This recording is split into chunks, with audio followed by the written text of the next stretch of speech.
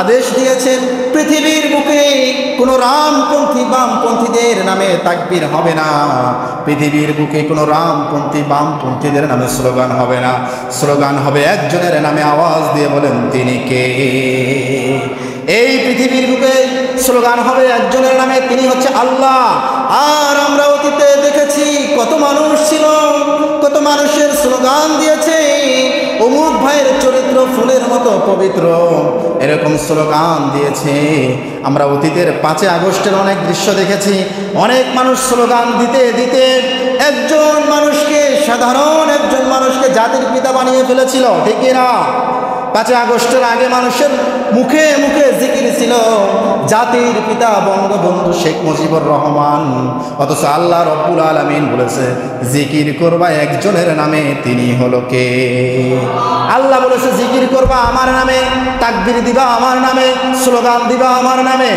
আর সেই কথাগুলো ভুলে গিয়ে আমরা মানুষের নামে তাকবীর দিতাম, মানুষের নামে স্লোগান দিতাম।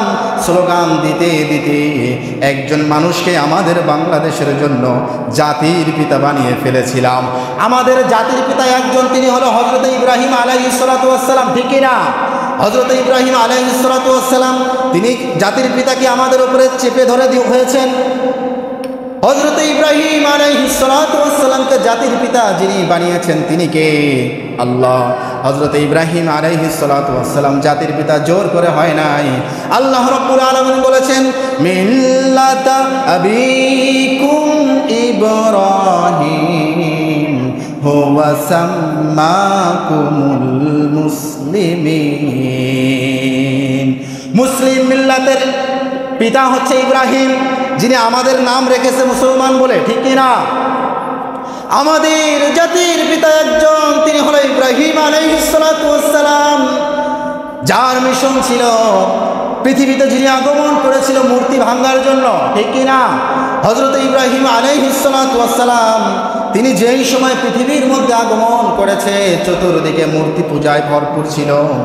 ইব্রাহিম আলাইহিস সালাতু ওয়াস সালাম এমন একটা সময় পৃথিবীর মধ্যে আগমন করলেন যেই সময় মানুষ একত্ববাদ ভুলে গিয়ে মানুষ শুধুমাত্র দেব দেবীর পূজা করত, আল্লাহ ভুলে গিয়েছিল। সেই সময় ইব্রাহিম আলাইহিস সালাতু ওয়াস সালাম আসলেন, তিনি মিশন নিলেন এই জমিনের বুকে একত্ববাদ কায়েম করতে হবে, এক আল্লাহর হুকুম প্রতিষ্ঠিত করতে হবে। আমার ডাইনে বামে আমি যেদিকেই তাকাই সেদিকেই শুধু মূর্তি আর মূর্তি দেখতে পাই। এই সমস্ত মূর্তিগুলোকে ভেঙ্গে চুরে বালুর সঙ্গে মাটির সঙ্গে মিশিয়ে দিতে হবে। এটা ছিল ইব্রাহিম আলাইহিস সালাতু ওয়াস সালামের টার্গেট, ঠিক কিনা? আর বর্তমান আমরা 5 আগস্টের আগে যেটা দেখেছি, আমাদের এই জামানায় একজন জাতির পিতা ছিল যিনি আমাদের উপরে আমাদেরকে জোর করেছে জাতির পিতা বলার জন্য, বঙ্গবন্ধু শেখ মুজিবুর রহমান, যাকে বলা হতো জাতির পিতা।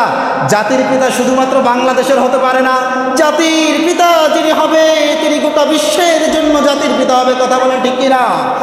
আর বঙ্গবন্ধুকে কি গোটা বিশ্বের মধ্যে জাতির পিতা মানত নাকি শুধু বাংলাদেশের মধ্যে জাতির পিতা মানত? বঙ্গবন্ধু তিনি কি গোটা বিশ্বের জাতির পিতা ছিলেন নাকি শুধু বাংলাদেশের? আবার বাংলাদেশের মধ্যে সবার জন্য ছিলেন নাকি কোনো একটা দলের পক্ষে জাতির পিতা?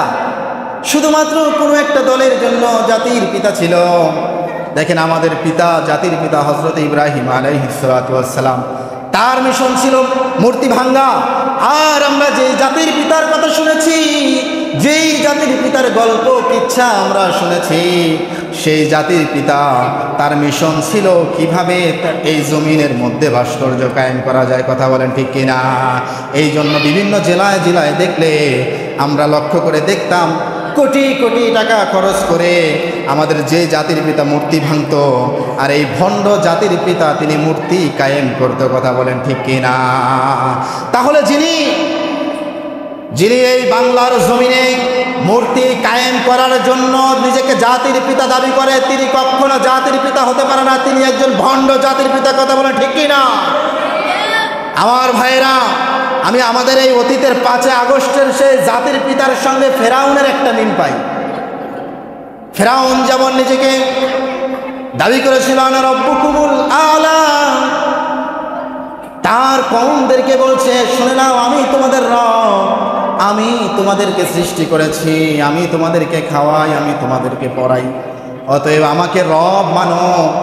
কিছু সংখ্যক লোক ছিল যারা ফেরাউনকে রব মেনেছে, ঠিক না?